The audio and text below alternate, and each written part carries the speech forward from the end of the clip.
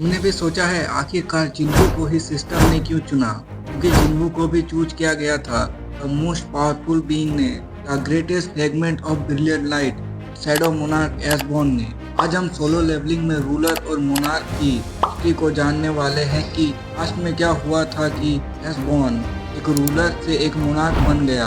आखिरकार जिन्हू को ही सिस्टम ने क्यों चुना? अगर वीडियो पसंद आए तो चैनल को सब्सक्राइब करना, वीडियो को लाइक जरूर करना। सोलो लेवलिंग के यूनिवर्स में सिर्फ लाइट और डार्कनेस ही एग्जिस्ट करती थी, लेकिन एक और बीइंग था जो कि सोलो लेवलिंग यूनिवर्स का गॉड है, the absolute being. Absolute being ने लाइट से रूलर्स को बनाया और डार्कनेस से 8 मोनार्क को बनाया, और इन दोनों को एक दूसरे से बिल्कुल अपोजिट काम दिया। उसने मोनार्क से कहा जाके तुम वर्ल्ड को डिस्ट्रॉय करो, रूलर्स को कहा जाके वर्ल्ड को बचाओ। इसकी वजह से ये दोनों आपस में ही फाइट करने लगे और यह वॉर सालों साल तक चलती रही। इसकी वजह से एक ruler brightest of fragment of brilliant light ने एब्सोल्यूट बीइंग से पूछा कि आप हमारी मदद क्यों नहीं करते? आपको उन अनगिनत सोल्जर की चीखें सुनाई नहीं देती? आप हमें थोड़ी और एक्स्ट्रा पावर दीजिए, हम उनका सर काट के आपके कदमों में रख देंगे। जिसपे एब्सोल्यूट बीइंग ने कुछ नहीं कहा, और यही वह मूवमेंट था जब रूलर समझ गए थे कि एब्सोल्यूट बीइंग के लिए हम सिर्फ एक एंटरटेनमेंट का सोर्स हैं। रूलर ने एक प्लान बनाया कि वो एब्सोल्यूट बीइंग को ही मार देंगे, कि जब तक एब्सोल्यूट बीइंग जिंदा है यह वॉर खत्म नहीं होगी। लेकिन एक रूलर था जो कि एब्सोल्यूट बीइंग को मारने के अगेंस्ट था, वह था एसबॉर्न। एसबॉर्न ने अदर रूलर के साथ फाइट की, लेकिन उसकी आर्मी इतनी स्ट्रॉन्ग नहीं थी, जिसकी वजह से रूलर ने एसबॉर्न को मरने के कगार में छोड़ दिया। एसबॉर्न मरने ही वाला था कि तभी उसे अपने अंदर एक पावर फील होती है, और वह पावर उसे एब्सोल्यूट बीइंग ने दी थी। अपने आसपास मरे हुए लोगों को अपनी शैडो आर्मी में ले सकता था, और इस नई पावर के साथ वो एब्सोल्यूट बीइंग को बचाने जाता है। लेकिन तब तक रूलर एब्सोल्यूट बीइंग को मार चुके थे, तो रूलर्स ने एब्सोल्यूट बीइंग की पावर और वेपन्स को भी ले लिया था। इसकी वजह से रूलर्स बहुत ज्यादा ही पावरफुल हो गए थे। रूलर्स ने अब मोनार्क के साथ फाइट की, जिसकी वजह से द किंग ऑफ जायंट को रूलर ने पकड़ लिया। मोनार्क और रूलर के बीच के जो पावर लेवल का बैलेंस था वो बिगड़ गया। अब रूलर ज्यादा पावरफुल हो गए थे। इस चीज का फायदा उठाते हुए एसबॉर्न ने मोनार्क के साथ हाथ मिला लिया। इसकी वजह से रूलर्स और मोनार्क के बीच का पावर लेवल फिर इक्वल हो गया। यह वॉर फिर से सालों साल तक चलती रही। वॉर के कारण एसबॉर्न बहुत ज़्यादा ही स्ट्रॉन्ग हो गया था।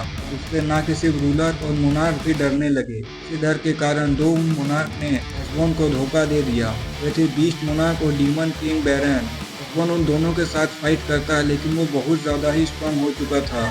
वह उन दोनों को ही ओवर पावर करके ह्यूमन किंग बैरन को तो वहीं मार देता है।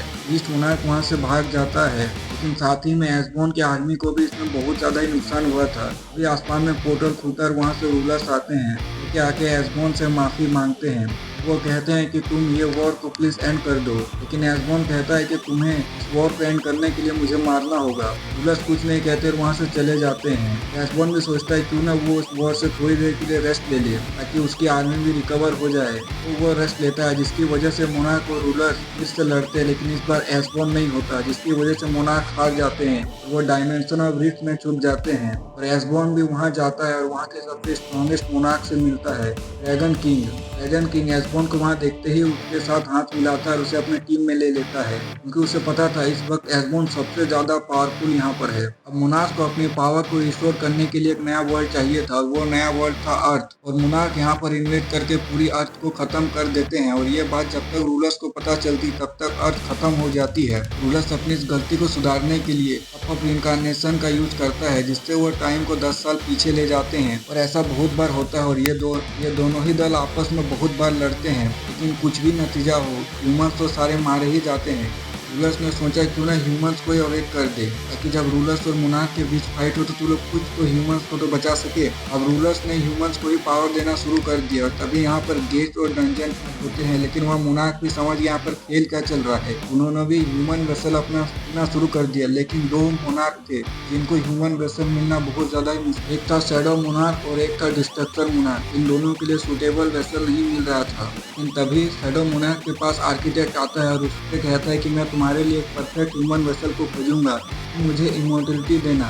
रेस्पॉन्ड मान जाता है। यहीं से आर्किटेक्ट सिस्टम को क्रिएट करता है ताकि वह शैडो मोनार्क के लिए एक परफेक्ट ह्यूमन वेसल खोज सके। लेकिन शैडो मोनार्क को कोई ऐसा वेसल चाहिए था जो कि डेथ को बहुत ही करीब से देखा था, एक बार नहीं बार बार, और यह था हमारा सन जिन्वू।